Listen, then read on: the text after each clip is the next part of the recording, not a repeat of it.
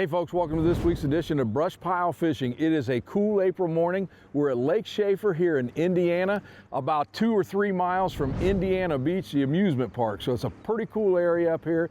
But today we're going to concentrate on early spring fish. I've got a great guest today. Charlie Hildreth is going to join us. So you stay tuned. We'll be right back with BrushPile Fishing. Many people look at a lake and feel a sense of calm serenity. Crappie fishermen feel the heart-pounding anticipation of the thump. That's why host Russ Bailey is addicted to crappie fishing. It's this addiction that takes Russ from the Midwest to the Deep South in search of the best lakes, techniques, and patterns from some of the best crappie anglers in the country. Right here on BrushPile Fishing. Hey folks, welcome back to Lake Shafer, and here's my guest, Charlie Hildreth. Charlie, how we doing? All right. Or as my daughter said, Charlie Hilltopper. Hey, that's okay. It's better than a lot of names. I'll tell you what, Charlie, it's a little bit chilly this morning, but they're calling for warmer temperatures later. What are we going to be doing? We're going to try to shoot some docks, and what we're going to do is shoot those docks that are in deeper water. Okay. That way the fish can go up and down in there and relate to the different water temperatures. But I think the key today is going to be as the sun comes out and the water gets about 49 to 54 degrees, then that should turn them on a little bit. Okay, dock shooting, you know I love that. Crappie magnet's going to be the bait. But right now it's a little windy, it's a little bit chilly. Let's get our jackets and let's hit the water. Okay, I'm ready. All right, here we go, folks. Lake Shafer. Here's the lake information, sponsored by Mossback Fish Habitat.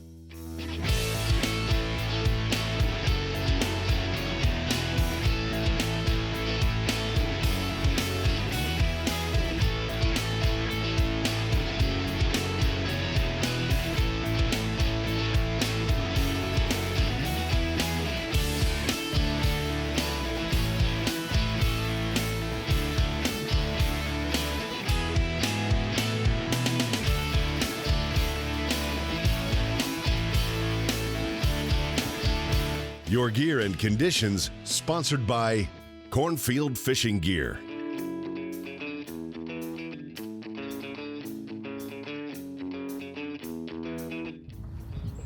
When you get a chance, try to get back in that corner towards that lift. What you got there, Mr. Bailey? A branch. How did you... We're here to fish for fish. That was a good branch. How did you catch a branch? You put me right on it. There we go. That might be a decent fish. Oh yeah. How about 9-inch fish? What kind of limits they have here, Charlie? No size limit. Really? Just 25 per person per day. Good one just to get us started here. Hopefully we won't get bigger than this. Yeah, we'll get bigger than that. That's a black crappie. There we go. Well, that's every cast right now, folks. It's better fish. Yeah. Getting bigger. Running about 9-inch fish here. But we're just getting started. We're in Lake Shafer, and it's middle of April. It's still cold. Water temperature is just about 50 degrees this morning. But you know what? I'd rather be out here than sitting at home right now. We've got some wind, and air temperature's not bad, Charlie. We're about 45 degrees. Yeah, as soon as the sun warms this water up, the bite will just get better. And I know you've caught some pretty nice fish out of this lake in the past. Yes, I have. And then it's a combination of blacks and whites. Okay. I got one. What you got there, Charlie? All running Another about the same size. 9-inch, 10-inch fish.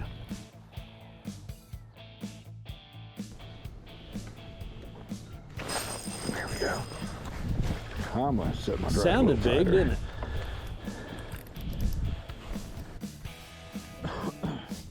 Folks, that's about a 13.5-inch fish. The jig is a little bit bigger, same color. Yeah, I gotta set that drag a little bit deep or more. So, Well, because you're normally fishing for little fish like that anyway, so you might. Some of us have to tighten our drags up all the way. That hurt. Hey folks, I hope you enjoyed today's show. We're at Lake Shafer here in Indiana. We're doing a little dock shooting, and if you've never done this technique, I want to kind of explain what it is. So I've got my Sharpshooter 6 by B&M. This rod is specifically made for this pattern. It's got a good sturdy rod tip. You can fling these things as far as you want. And what we're doing when you're dock shooting, you want to try to get back into some of the darker water that a lot of people won't get into. If they're just flipping docks with a longer rod, they're not going to get in, especially as that sun comes out. It's going to push those fish into dark water. So what I do is I open the bail and I just barely let that line rest on my finger. I'm not pulling back on it, I'm just letting the line rest. I'm going to bring that jig almost to where the reel is how I start. Now, I've got a loop knot because when I shoot, I like to let that run free. I'm going to pull it by the jig head, okay? Not by the hook. So what I do is I pull that back and you can see that rod tip. And again, that's what that's made for. And then when I release that jig, it comes off my finger, and that's how we get back into these docks. So that's what we're talking about when we say dock shooting. And what we're doing, we're in about 4 to 5 foot of water. So we're just doing a countdown and trying to figure out where those fish are at. If you've got a depth finder, you can go by and maybe see those, but we're just doing a countdown method. And then once we figure out where they're at, we'll just keep counting down to there, and then doing a steady retrieve with just every once in a while, just giving it a little different movement. So that's how we're dock shooting. The other thing is, you know, we're using this high-vis slime line because you can see that line move more. But one other key that I like to give you is when you shoot under a dock, get a bow in your line. You want that line to come out with a bow. That way when a fish does hit it, you'll see that. If you've got it straight, you won't see that movement as well. So I like a bow in the line. I'll pop it and just let that bow settle back down. Because when that fish hits, it's almost like electric hits that line. You'll see it jump. You'll see it long before you feel it. Yep.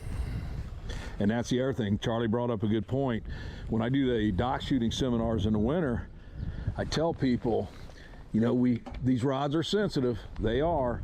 But when you're dock shooting, you got to look for that strike, because a lot of times if you wait until you feel it, that fish has already had it and he's spitting it out.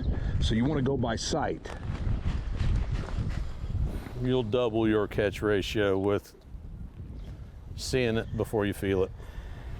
And you know, we talked about the line. I know a lot of people still believe that, you know, you can't use anything but a clear line because it'll spook the fish. But if you use a clear line, especially if the fish are finicky, you will not see hardly any of the bites. You got to have this high vis, and you can see when that rests on the water, I mean, it's easy to see. So when a fish does hit it, you see the jump nice and easy.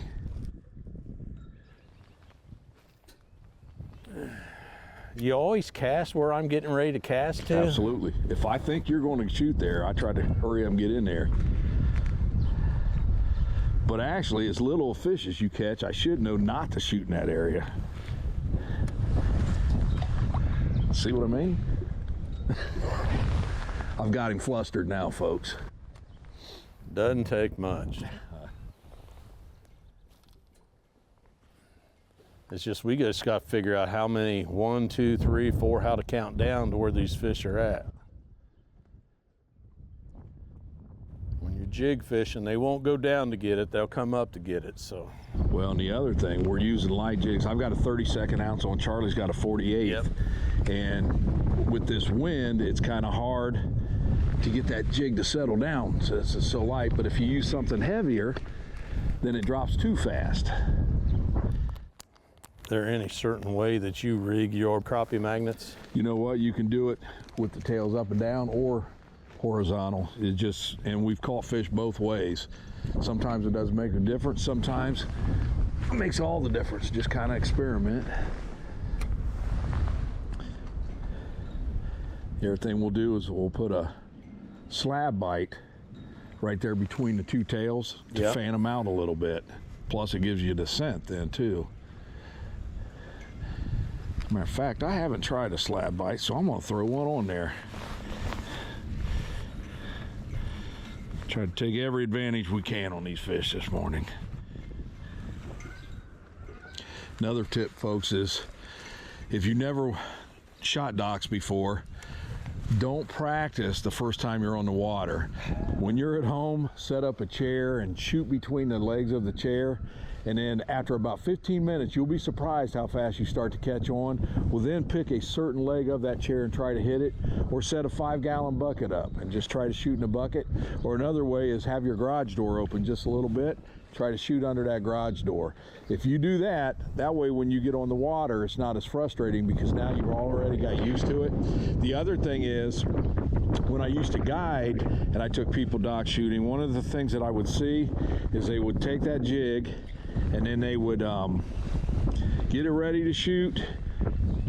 They pull back and they would aim for like 6 minutes, okay? They just stay here. Okay, don't do that because that's even tougher. Just get it, look where he's shooting, and just let it go. Just let it go. Like I said, with the wind, we're basically fishing about half the dock. Yeah, it drifts so quick. Folks, one of the reasons I like dock shooting, if you're on a lake like this one that's got shallow water, or like my home lake, these fish have got to find shade. So these sunny days are when this dock shooting technique is deadly and can be the best pattern. If you don't have a lot of docks, but you've got pontoons that are parked in the water, pontoons are good to shoot under. On cloudy days, we'll still do the same thing, but what you'll notice on cloudy days is sometimes those fish will be just on the outside of the docks because that direct sunlight's not pushing them underneath.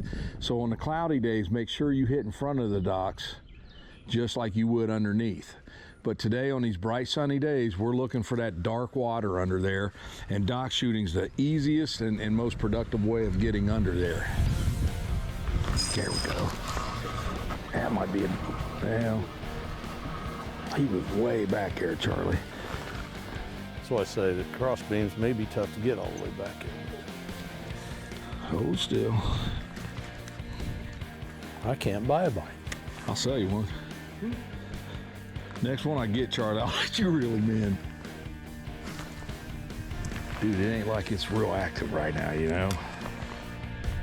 Basically, I think I gotta hit him on the head.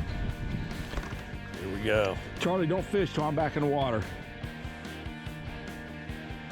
Hey, at the rate I've been catching fish. Got one? Yep. Good one? Better. Oh, yeah, there you go. There we go. That's a nice fish. That's what you come to see.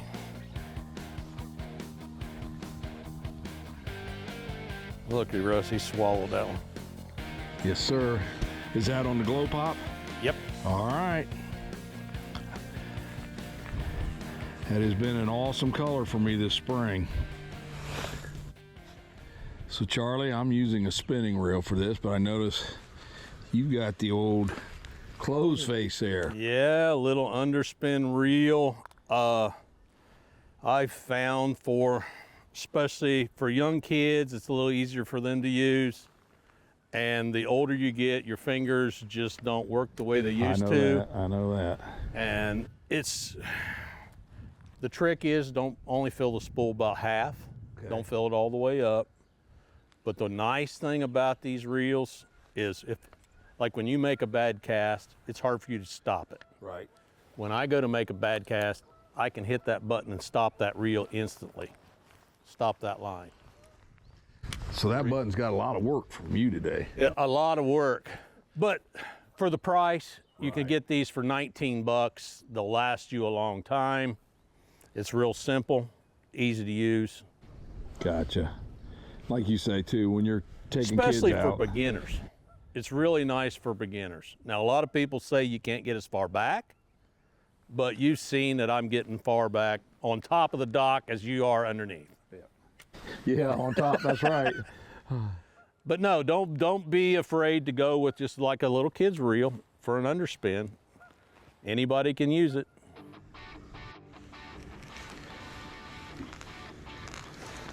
What you got there, Charles? Little one? Well, can't tell. Crappie? Yeah, it's a crappie. Here we go. Not too bad. That's 3 good keepers out here. That's another little keeper.